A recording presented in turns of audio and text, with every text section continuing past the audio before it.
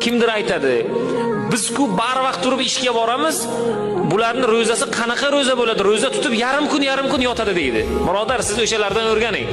Shunday ro'za tutishni.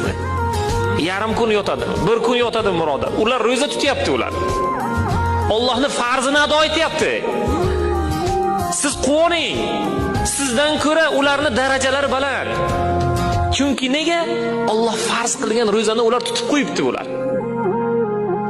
Bu ro'za tutadi, namoz o'qimaydi deydi. Birodar, sizchi? Siz namoz ham o'qimaysiz, ro'za ham tutmaysiz. Sizdan darajasi baland. Buni Alloh taoloning o'zi fazl bersin. Har qanaqangi savollar siz yoki noto'g'ri o'ylovlarga bormang. Bugun imkoniyatingiz yetsa ro'zani tuting, namozni o'qing, taqvo qiling, yaxshilikda yildan bo'ling. Alloh taolo sizni peshqadamlardan qilsin. Tarovehga qatnashing. Alloh taolo sizga yaxshilik bersin. Chunki Alloh taoloning kalomi Qur'on. Biling, bir joyga manfaat beradi u. Alloh taolo Qur'onni shifo dedi. Buni eshityapmiz.